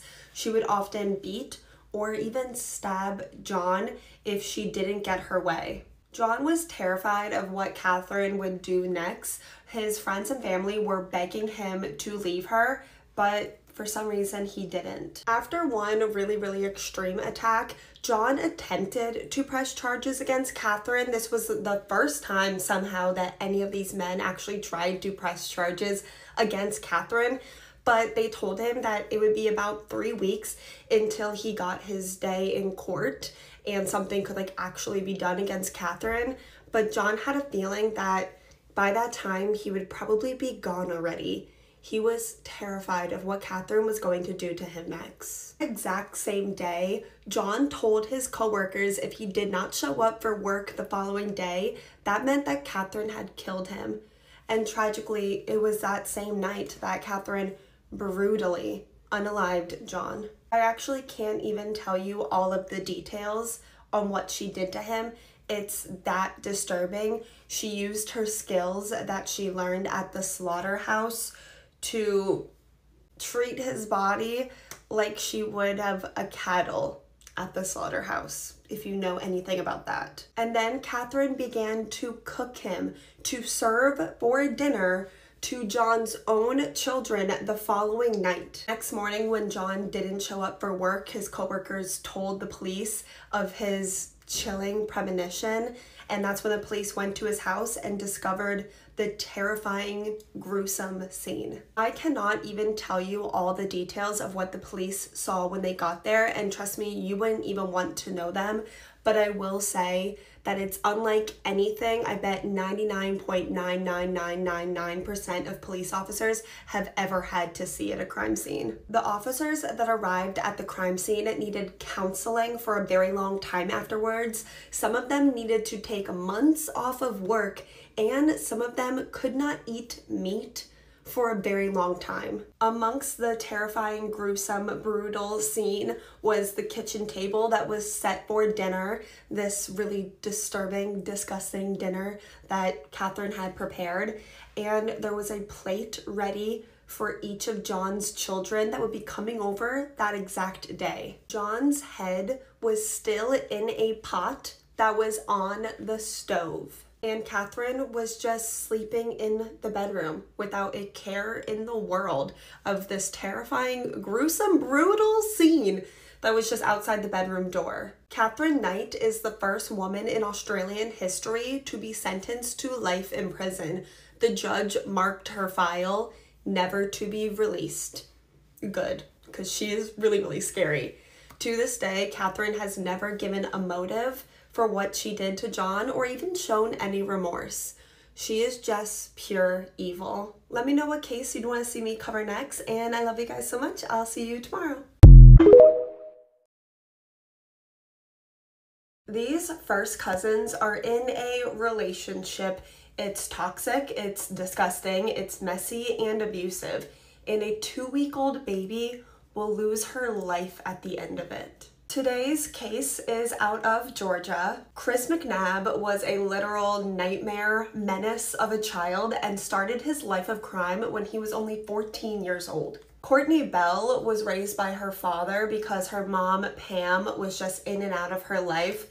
Really absent mother, and overall, honestly, just a really bad person. It was her deadbeat mom, Pam, that actually introduced Courtney to Chris and set them up. Two of them quickly fell for each other hard and started dating, but what weirdo Pam failed to mention when she set up Chris and Courtney was that they were literally first cousins. Chris and Courtney actually dated for a while before they found out they were cousins, and when they found out, they continued dating and got pregnant. The relationship between both of them was toxic and obviously really messy. Both of them were using substances, hard substances, all the time, and Chris was really abusive to Courtney and cheating on her all of the time. You're not going to believe this at all. I mean, maybe you will, but Chris was cheating on Courtney with Courtney's mom, the one that set them up, Chris's aunt, his father's sister. Yeah, he was cheating on his girlfriend / cousin with his father's sister and her mom. I told you it was really, really messy. It's so weird that there's actually people like this. Chris would spend a lot of time in prison throughout his relationship with Courtney. Their relationship was just really, really rocky. It obviously was not a good relationship. They're cousins at the beginning of it. But Chris had this genius idea to try and mend the relationship. Not to try and get sober, not to stop cheating on her, but for the two of them to have another baby. So their second daughter, Kalia McNabb, was born. And tragically, Kalia would have an extremely short life. She would only be on this earth for 15 days. Kalia spent her first 4 days on earth in the hospital, and then she spent only 4 days with her parents, Chris and Courtney, before they literally abandoned their newborn baby at a family member's house. They went to go introduce a new baby to a family member, and then they just dipped, leaving the baby there without even telling the family member that they were leaving. I'm assuming they abandoned Kalia at this family member's house so they could go use substances without a baby around. When Courtney's dad found out that his granddaughter was abandoned by his daughter and his nephew, he was obviously pissed off, and he went to go get his granddaughter and bring Kalia back to his house. A few days later, when Courtney wanted her newborn baby back, she literally called 911 to report that her dad had kidnapped her daughter. You abandoned her. This is not kidnapping, this is saving. So with Kalia back in their custody, it would only be a few more days until Courtney was calling 911 again to report her daughter, her 2-week-old daughter, Kalia, missing again. Eaton County 911, stress the emergency. I just woke up. My dog woke me up on the couch. I have a 2-year-old and I have a 2-week-old. And my 2-week-old is not in her sleeper. Her passie's on the floor. She's not in her sleeper? She's not in her sleeper. She's not here. I've looked everywhere. I've looked under clothes and everything. How old is she, ma'am? 2 weeks old. The thing about this 911 call that stuck out to me the most, and to a lot of people that have heard it, is that Courtney is screaming Kalia's name. Kalia, where are you? A 2-week-old baby is going to be hey mom, I'm over here. It's so sketch, so stupid. Courtney and Chris claimed that they put their kids to bed and then they fell asleep on the couch, and when they woke up in the morning, their newborn daughter was missing. Tragically, the very next day, Kalia's body was found in the woods behind her parents' trailer. She was found discarded. It's so heartbreaking. She was found in Chris's, her father's, book bag that he took with him everywhere. It was a staple for Chris. And she was also wrapped in Chris's clothing that he was wearing the day that she went missing. Her condition is heartbreaking and really, really hard to hear. This 15-day-old baby had multiple fractured bones, multiple head injuries, and had unspeakable trauma to her brain. What the hell happened to this poor baby? We might never know. Courtney and Chris were in a car with multiple other people when they got the call that Kalia's body had been found. Chris literally jumped out of the moving vehicle and just started to run. Just ran away. Not suspicious at all. Obviously, Chris is their prime suspect, their only suspect. Everything is pointing at Chris. He was found shortly later and arrested, and then Courtney was arrested 3 months later. They were both found guilty of all their charges. Chris was sentenced to life in prison, and Courtney was sentenced to 30 years. But unfortunately, and this is going to upset a lot of you, her conviction was overturned. So today, Courtney is out free in the world somewhere, just living life. They say that there wasn't enough evidence to actually prove that Courtney was involved at all, and say it was just Chris that was involved. I don't believe that for a second. I didn't even tell you guys this, but they had a search party for Kalia. That's how they found her body in the woods. And Courtney and Chris both slept through it. Just missed it. So personally, I believe that Courtney got away with murder, but you'll have to let me know what you think. To this day, Chris, full-on freak, keep it in the family Chris, claims that he is innocent. He is an idiot, and I hope that he rots. Truly, I mean that. Hope he rots. You guys have been blowing up my notifications lately because you guys really, really want to see me cover the Menendez brothers case.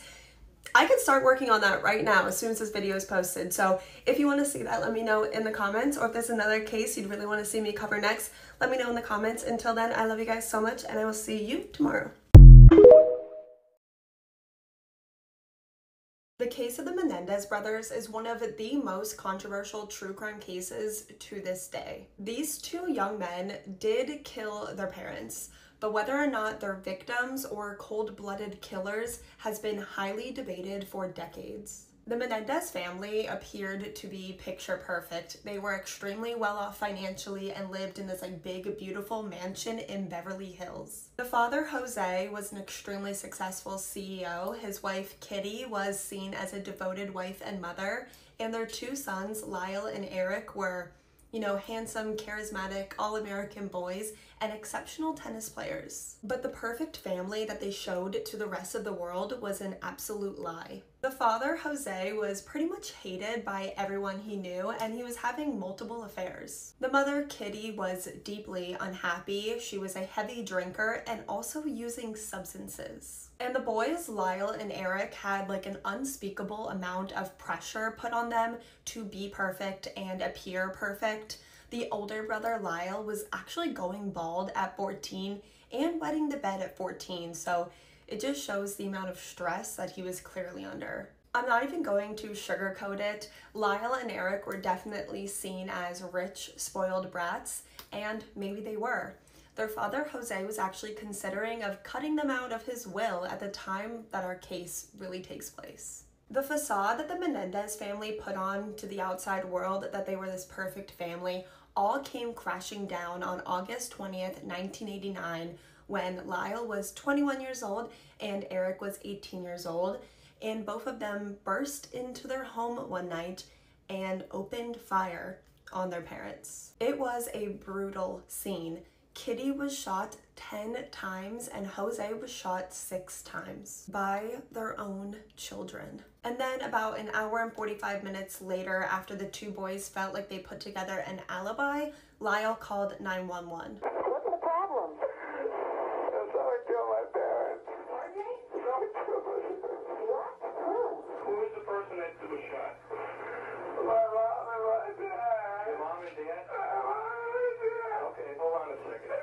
When the police showed up to the scene, both the brothers were hysterical and inconsolable, and the police definitely believed their story that they just came home and found their parents dead in their house. So the police actually didn't test either of the brothers' hands for GSR. It actually seemed like the boys were going to get away with it, and they were set financially. They were actually set to inherit about $20 million from their inheritance and also their father's life insurance policy, which is actually over $50 million in today's money.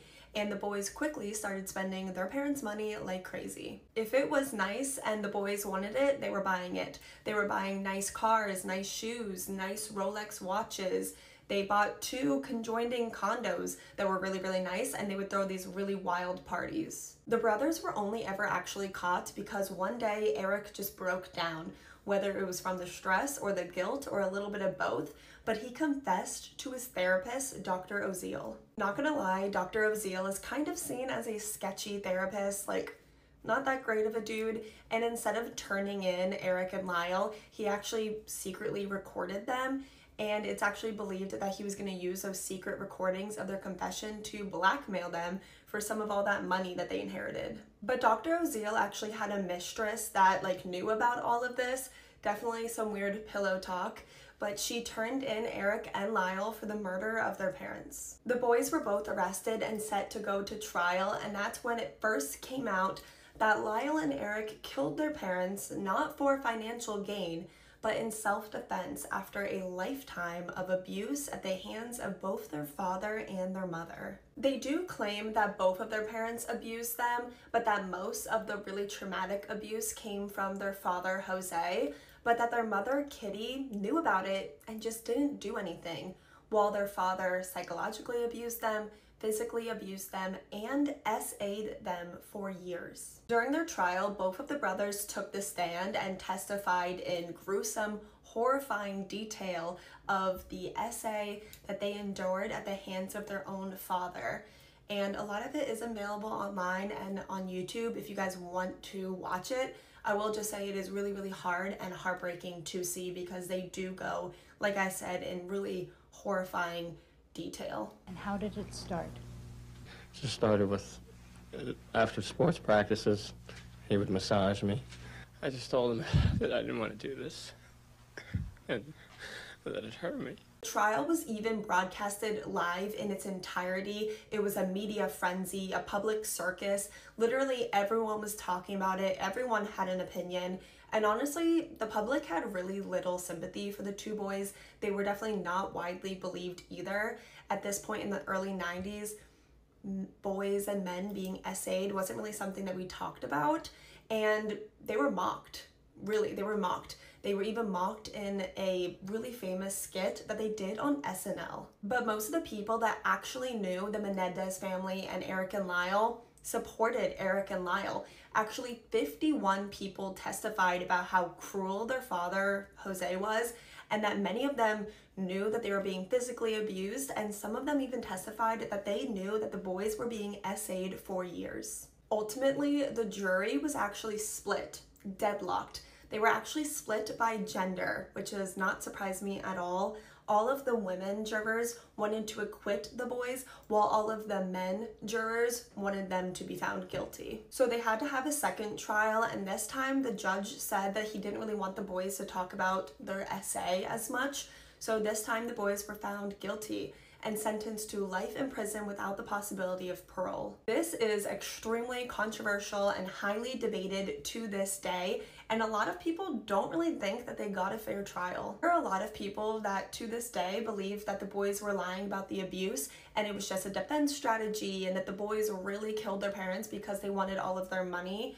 While there's other people that truly believe that the boys were being abused, that they were deeply traumatized after decades of terrible abuse and were truly terrified of their parents. There's also a few people that kind of go in the middle, that they believe that the boys were being abused, but that the primary motive was that they wanted the parents' money. Please, please, please tell me what you guys all think. I'm definitely interested to read all of your guys' point of views, your thoughts, and your opinions in the comments. Personally, when I first heard about this case years ago and I researched it, I was really on the fence with what I believed. It actually wasn't until I went on YouTube and went online and actually listened to Eric and Lyle testify in such detail about the abuse and about them being SA'd that I really, really don't think they're lying at all.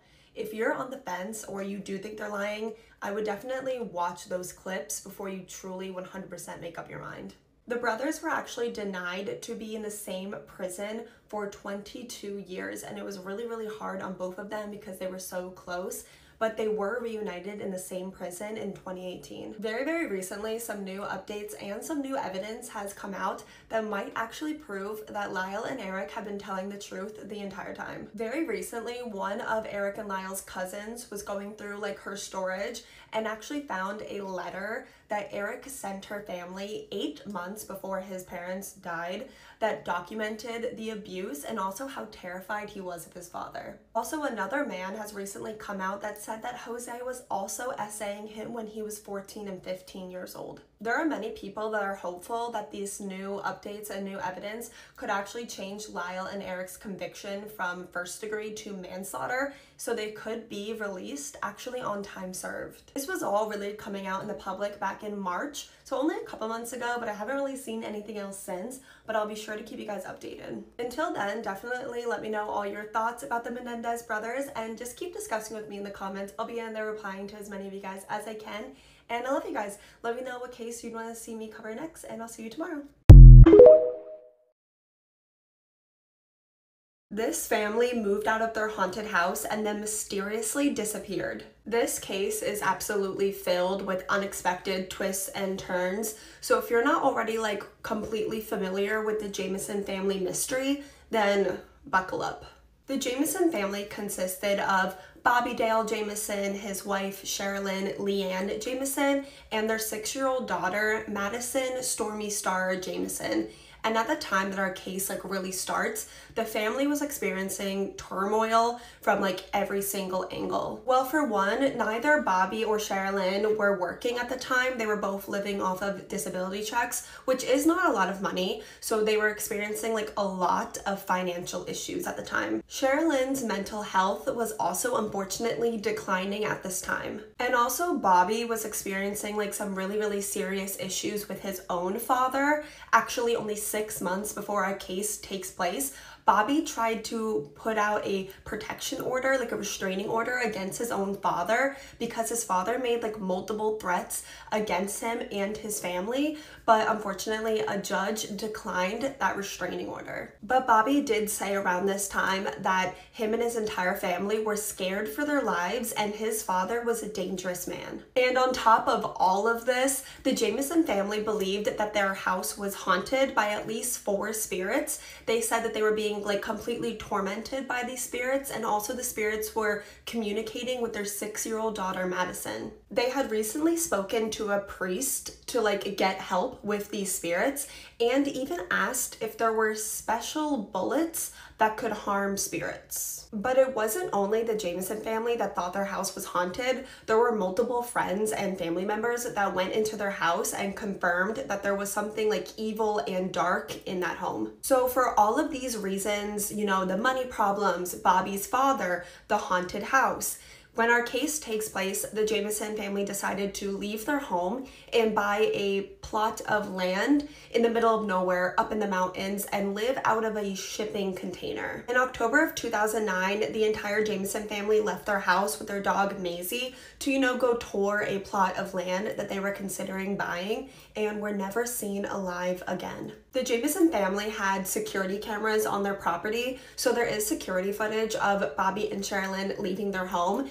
They start packing up their truck with a bunch of their belongings, and it's said that Bobby and Sherilyn appear to be in a zombie-like trance and multiple times will just stop packing up their truck and just stare into nothing. Sherilyn can also be seen packing a briefcase into the truck, and to this day, that briefcase has never been found. 8 days after the Jameson family was reported missing, their truck was found abandoned in this remote area of the woods, but the entire family was missing. There was no evidence of a struggle in or outside of the vehicle, and all of their belongings but that briefcase were found in the vehicle, including their valuable items, a GPS, both of their cell phones, Bobby's wallet, and Sherilyn's purse. But probably the 2 most strange things that were found in the vehicle were $32,000 cash stuffed under the driver's seat, and the family's beloved dog Maisie was still in the car.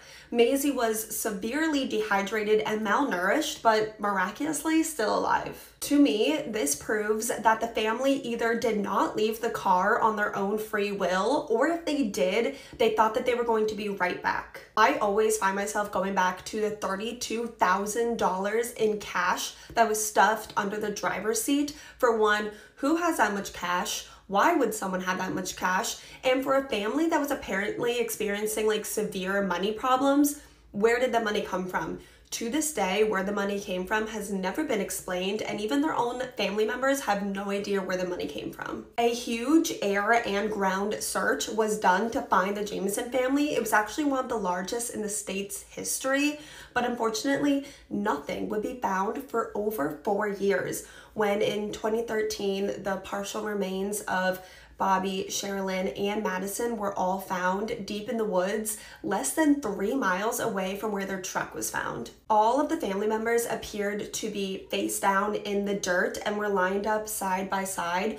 Unfortunately, a cause of death could never be determined, and to this day, this case remains unsolved. There is so much to unpack here, so we're gonna jump straight into some of the main theories about what happened to the Jamison family. The first theory being that the Jamison family parked their car and left to go on maybe like a little hike and got lost and unfortunately succumbed to the elements. This theory doesn't make sense to me for a few reasons. The first one being that they didn't bring their GPS or their cell phones to go on a hike. This was an area they weren't familiar with, and I just feel like that would be something they would do. Also, the fact that they left their dog Maisie in the car. Dogs like to go on hikes. Also, like you remember, Bobby was on disability because he was experiencing chronic back pain. I don't think he would go on this long hike in the first place. Also, the way that the bodies were found, all of them face down, lined up, points to me personally that there is definitely some kind of foul play involved. Which brings us into our next theory that either one or both parents unaligned their family and then themselves. You know, sometimes mental health problems and financial problems can have tragic consequences.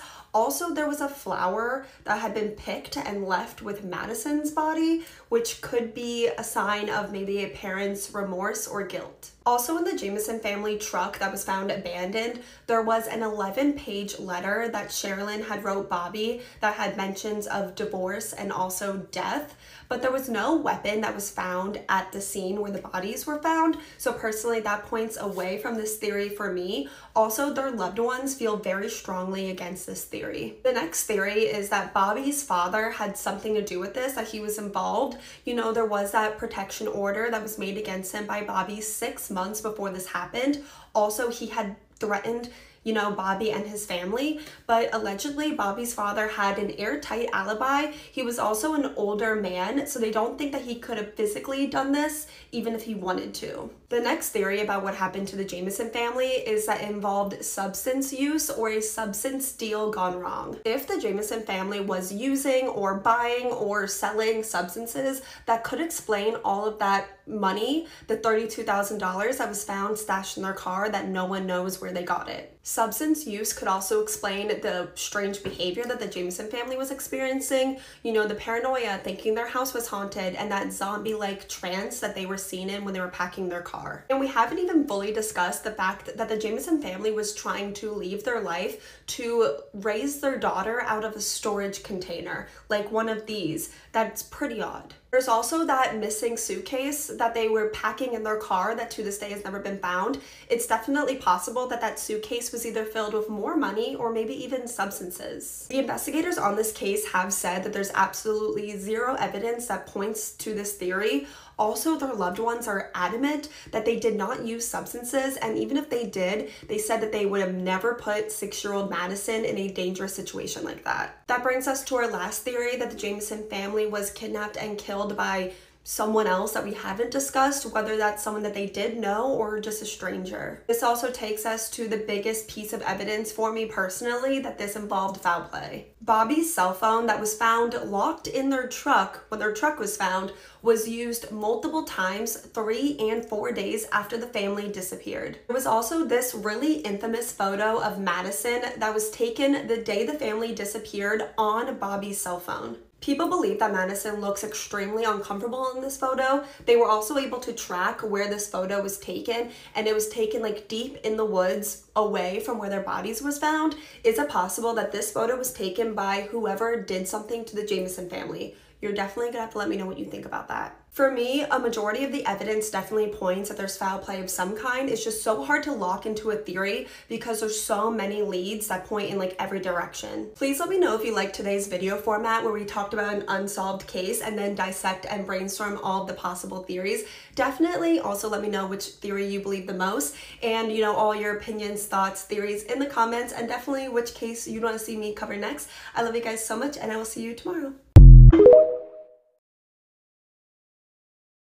He was a serial killer who started when he was only 13 years old and then went pretty much uncaught for over 30 years. This is one of those terrifying cases where someone has no idea who they're like actually married to. Charlie Brandt grew up with his father Herbert, his mother Ilsa, and then his 3 sisters. Charlie's relationship with his father was definitely less than perfect. He did not think that his son was manly enough, and apparently Charlie wasn't allowed to show any emotion around his father. Everything came to a boiling point when Charlie's father shot and unalived his dog right in front of him. And this dog was Charlie's best friend, and Charlie was only 13 years old, and he had just witnessed this terrible thing happen right in front of him to his best friend. And after that, something like changed in Charlie. It was like a switch went off. Because only 1 week later, Charlie went into his father's nightstand, took out one of his father's weapons,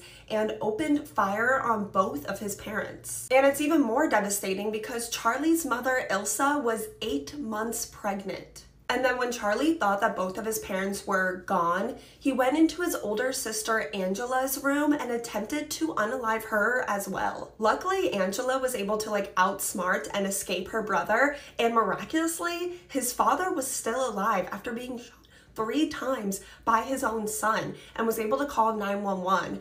But tragically, the same could not be said for Charlie's mother, Ilsa, and her unborn child, because unfortunately both of them passed away. 13-year-old Charlie has just unalived his pregnant mom and tried to unalive his father and his sister as well.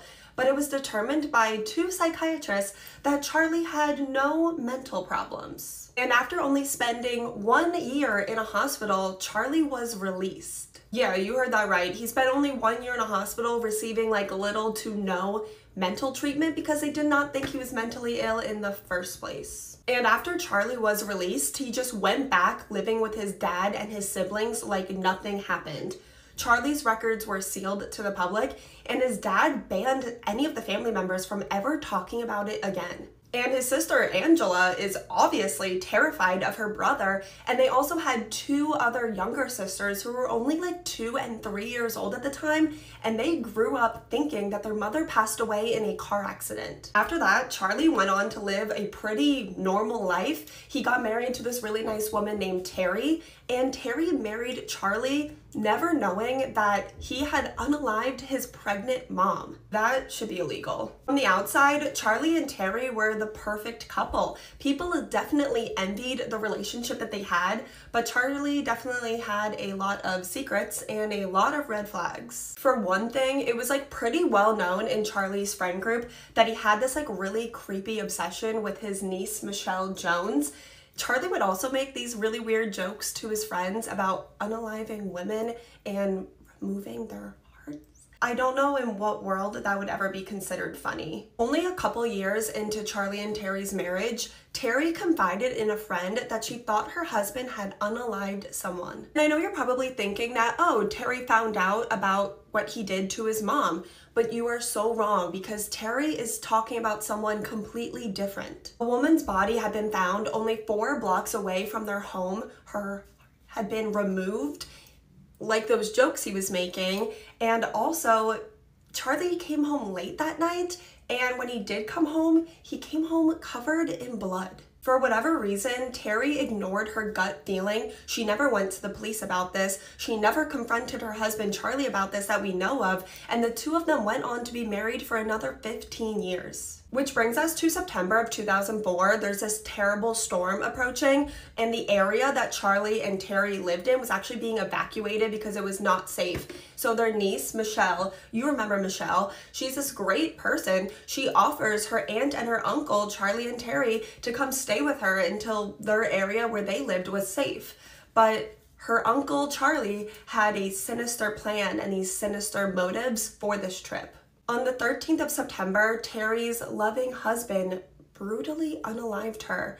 And then Charlie went into his niece Michelle's room, attacked her, unalived her as well. He did some unspeakable things to her afterwards and then moved her heart like he always joked about. He was obsessed with her for years, and then afterwards he unalived himself as well. When the investigators found this awful scene, they're so confused because Charlie's supposed to be this normal guy in this perfect marriage. How many times have we heard that before? They had no idea why this happened, why Charlie did this. And that's when his sister, Angela, was finally able to admit what Charlie did to her, her dad, and her pregnant mom so many years before. And this is actually when their two younger sisters, who remember were only 2 and 3 when this happened, they were in their late 30s now, and finally found out what actually happened to their mom. Could you even imagine being in your late 30s and realizing that everything you thought about your life and your family was a lie? Investigators started to think that there was probably no way that Charlie committed that crime when he was 13 and then 35 years later committed this crime. They were sure there had to be some more victims, so they actually started looking into cold cases with similar details, like the hearts being removed, and they found 26 victims that could be linked to Charlie, including that woman that Terry suspected her husband had unalived, that woman from 15 years ago that was found 4 blocks away from their home. They were able to confirm that Charlie did do that. Michelle and Terry's families are rightfully furious that they were never made aware of who Charlie really was, and many people believe that when Terry married Charlie, she should have been made aware of his sealed records, but you're gonna have to let me know what you think about that. This case scares me so much because you can be married to someone for years and never know who they really are.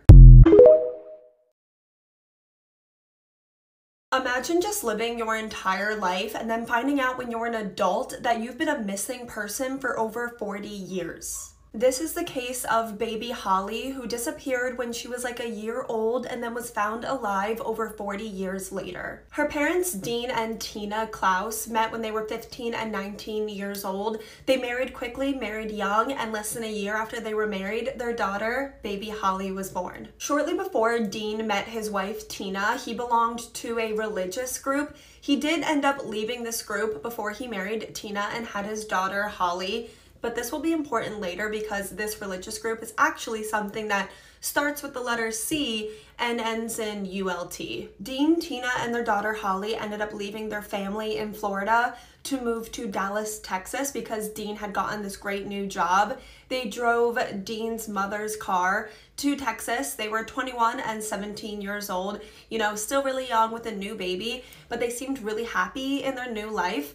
And Tina would frequently send letters to their families back in Florida, updating them on their lives, sending photos of baby Holly. But in October of 1980, those letters would suddenly stop. Their families were definitely worried, but try not to panic too much. But that would all change only a few months later when Dean's mother got a random phone call from a woman who called herself Sister Susan. She told Dean's mother that Dean and Tina had joined a religious group and they would be giving away all of their possessions.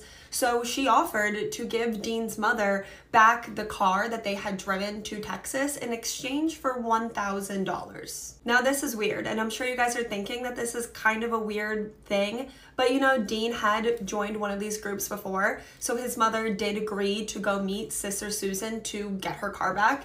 So she met Sister Susan in a parking lot at midnight of all times. You can definitely tell that people weren't, as aware of stranger danger back in the 1980s. Sister Susan met up with Dean's mother in the parking lot. She also had a group of people with her, but none of them were Dean, Tina, or baby Holly. But as more and more time passed and neither Dean's family or Tina's family were hearing from them, they definitely got more and more worried. They did try to report Dean, Tina, and Holly as missing people, but this was not taken seriously because it all kind of checked out that they joined this religious group. He had done it before, and then she did get her car back. But what their families did not know when they tried to report their loved ones missing is that Dean and Tina's body had already been found. In January of 1981, so around the exact same time that Dean's mother was getting her car back from Sister Susan, Dean and Tina's bodies were found 250 miles outside of Dallas, so like 250 miles away from where they lived. They were found in a rural area outside of Houston in the woods. They had both been tragically unalived, and it appeared that Dean passed away trying to protect his wife Tina. But the investigators somehow did not make a connection between these two bodies that were found and then the missing Dean and Tina. So they were listed as Jane and John Doe, and they would not be identified for 40 years. 40 years with no answers. Their loved ones lived 4 decades never knowing what happened of Dean and Tina. It wasn't until very recently in 2021 that they found out that Dean and Tina had been gone the entire time. You know those genealogy sites like Ancestry.com and 23andMe? Well, one of Dean's distant relatives put his DNA in one of those sites, and that's how they finally identified that Dean and Tina were the Jane and John Doe. They called their families to break the news that their loved ones had been, gone for 40 years. And that's when they're like, hey, well, what happened to their baby? Where is their baby? The investigators on the other line are shocked. They had no idea that their Jane and John Doe that they've had for 40 years had a baby, and they were supposed to be looking for a baby. Baby Holly had been missing for 40 years, and no one even knew that she was a missing person. So they ended up doing the same thing that they did to find out that Dean and Tina were their Jane and John Doe, and by a stroke of luck, they found baby Holly still alive on June 7th, 2022, which coincidentally would have been her father, Dean's 63rd birthday. She was a 42-year-old woman. She was a mother of 5 with 2 grandchildren. Could you even imagine being in your 40s and finding out that your parents were unalived and you've been a missing person for 40 years? So all the way back in the 80s, baby Holly was dropped off at a church in Arizona by a group of barefooted women in white robes that said that they belonged to a religious group. The woman had Holly's birth certificate. They gave that to the church. They also gave them a note